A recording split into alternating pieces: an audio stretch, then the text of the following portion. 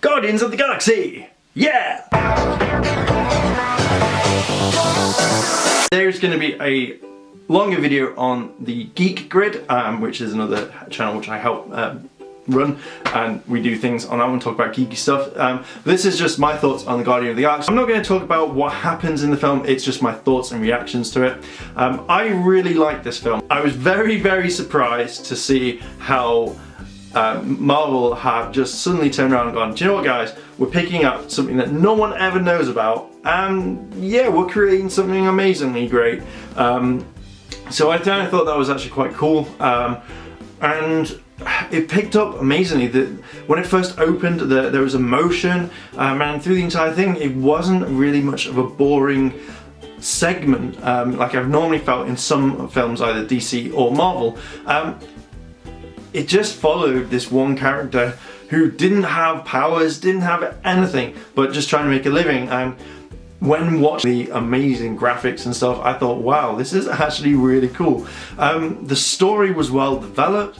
The characters were never boring in my eye. I thought these were cool characters. And Karen Gillan, oh yes, even when she's a blue alien, hot. Definitely, and I just thought that would be really cool at some point is to put a TARDIS somewhere, really out of the way, but just somewhere in that film where she's interacting or something.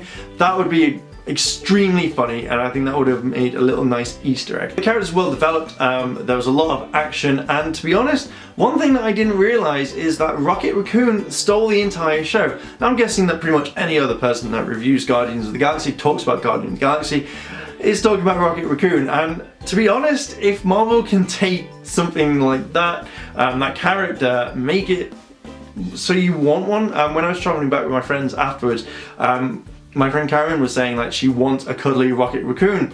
So Marvel, you've done your work so well on this one. You've actually done it to the point where people want your stuff. I think this really fits in well with the Marvel Universe. I think this really fits in with the Marvel Universe very well, and to be honest, even before release, it got greenlit for a second film.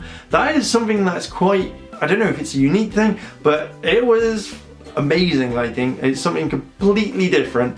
And you know, it shows that this film has what it takes to make a second one. It's opened up to the second one, even if they weren't announced it. The storytelling was great, the characters were great, and again there was this whole thing of you knew that it could, or you could tell that it was going to be, it could have been an adult one with the humour where it was going, or even with some of the sayings and gestures. You knew exactly they could have thrown in swear words, they could have gone more blood of violence, but I think as an amazing way of keeping this for the kids so they get really involved, and you know, it doesn't have to be all about that huge realistic approach to it. So I kind of thought this is cool. Again, Rocket Raccoon, you know, the character, it grows on you, and when at the very beginning when you interact with these characters and they tell you he's a very funny character in this, and this is what made it for me, because the humour in it was superb, and the way that it teases for other characters to come into the Marvel Universe, absolutely fantastic, and they've done a really good job. So I reckon when it comes to phase 3 or phase 4, we're going to see some amazing new characters, some characters that have never been thought of, and they get thrown in there. So this is really cool.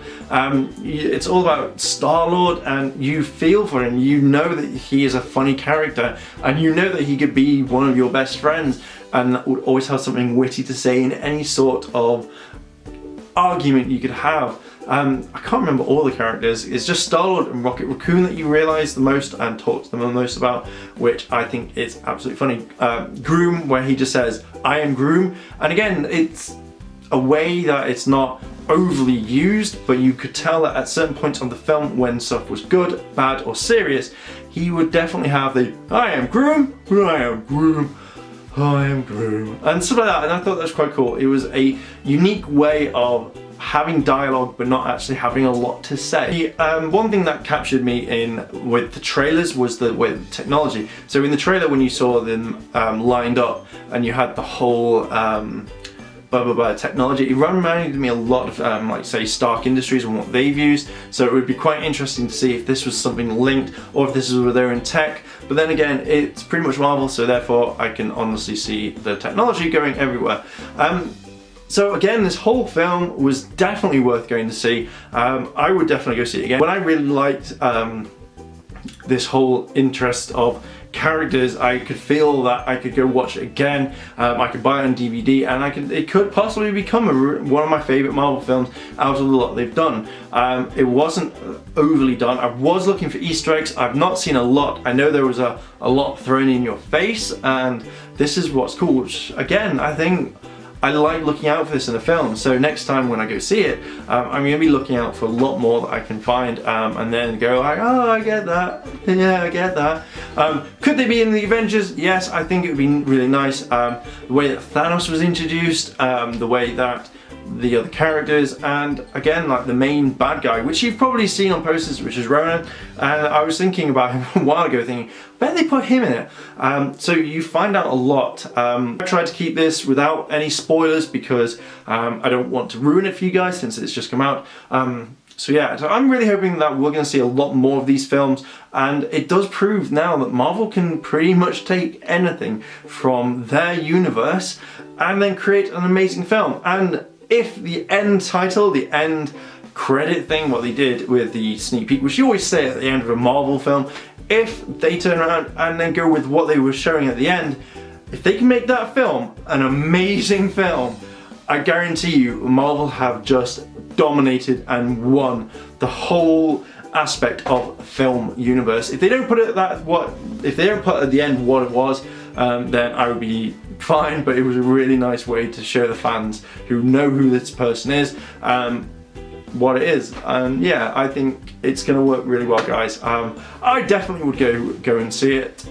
So yeah, I would go check it out. Yeah, I'm looking forward to it. And the next one I'm looking forward to is Turtles, which I'm gonna have to, when I review that one, or if I'm gonna talk about it, it's gonna be straight after the film on my iPhone, and it won't be edited, it'll be uploaded with my friends, and that's gonna be it. 2 questions for you today, guys. Have you seen the Guardians of the Galaxy? And if so, what do you think about it? Let me know down in the comments, and if you've liked this video, like, favorite, comment, and subscribe. Check out the previous video, and then check out Yasta Games, where we play pretty much any game we can, and show it on the big screen or in your computer screen. Don't know why I said that. And also check out the Geek Grid, the link's in the description below, and I shall see you guys in a bit.